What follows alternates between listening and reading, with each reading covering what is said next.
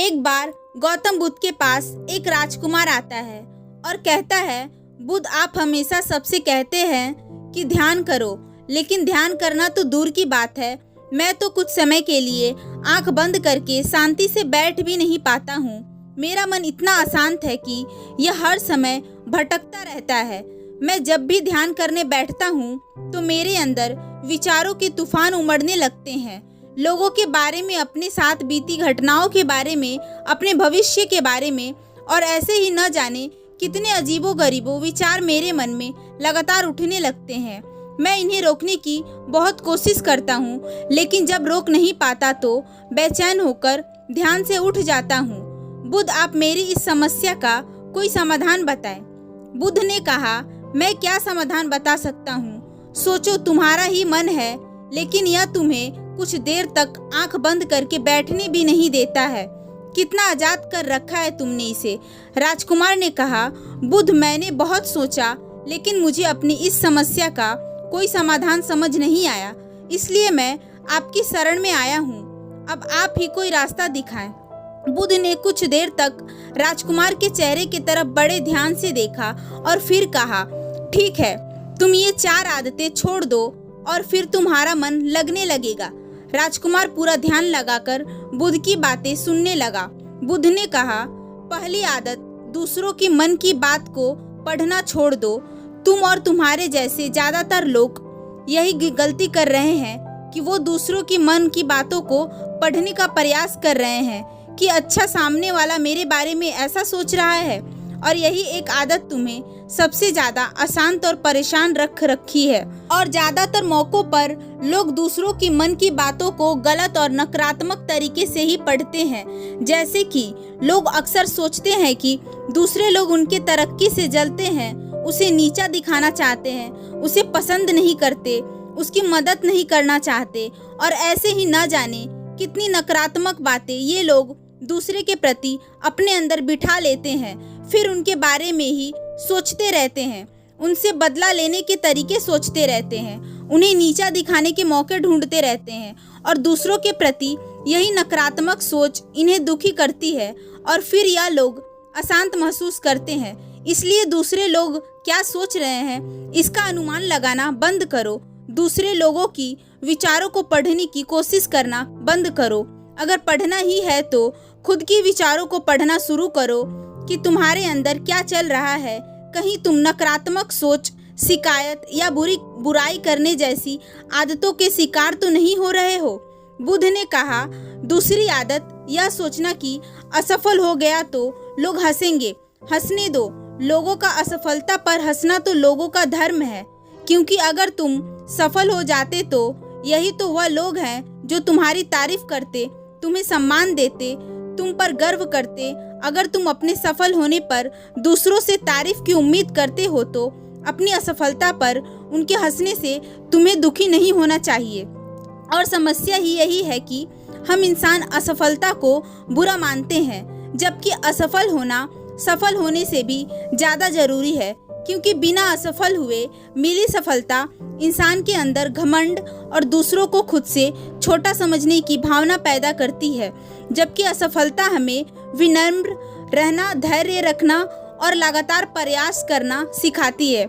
इसलिए असफलता को बुरा मत समझो, और अगर तुम्हारे काम में असफल होने की संभावना नहीं है तो इसका अर्थ है कि तुमने अपना लक्ष्य अपनी क्षमताओं से छोटा बनाया है। और अगर लोग तुम पर हंस नहीं रहे, तुम्हें ताना नहीं मार रहे, तुम्हारी बुराई नहीं कर रहे, तो तुम अंदर से मरे हुए हो।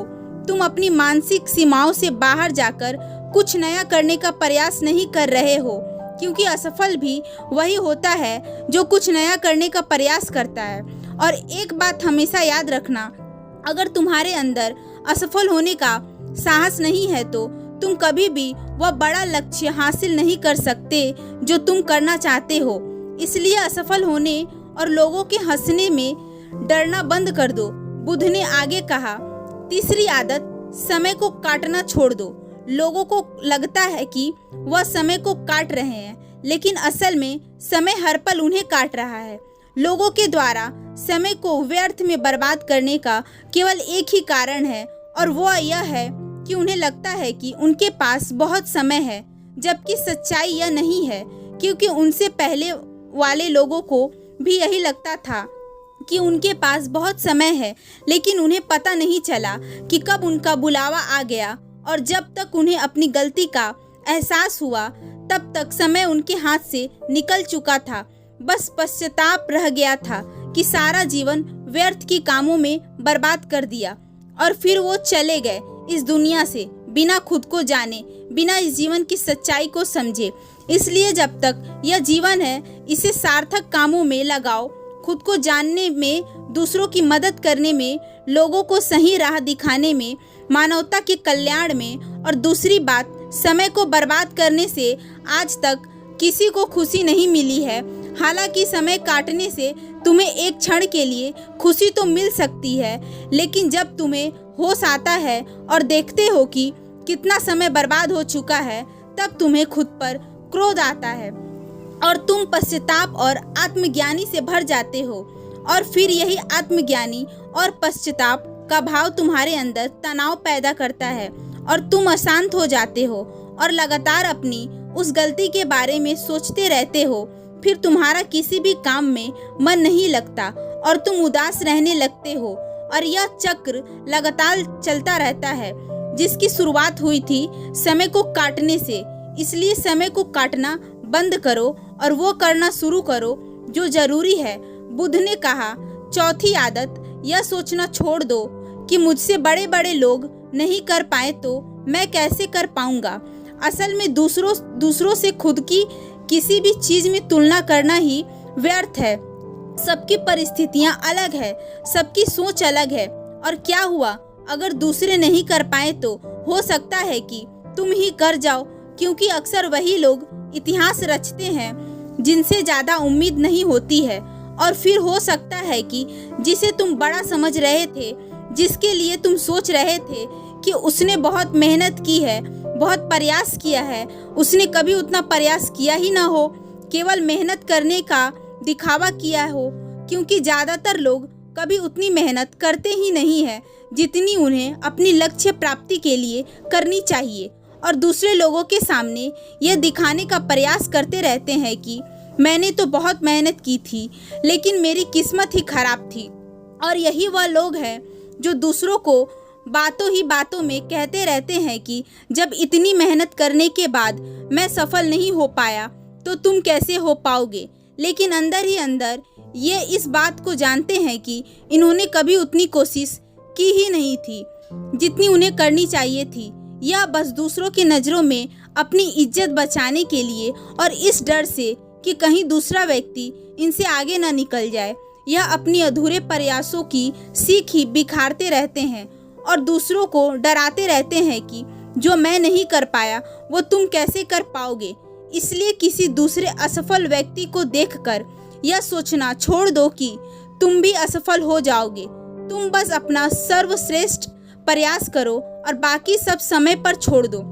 बुद्ध ने आगे कहा, अगर तुमने यह 4 आदतें छोड़ दी तो तुम्हारा मन एकदम शांत हो जाएगा और फिर तुम जहाँ चाहो वहाँ अपना मन लगा सकते हो।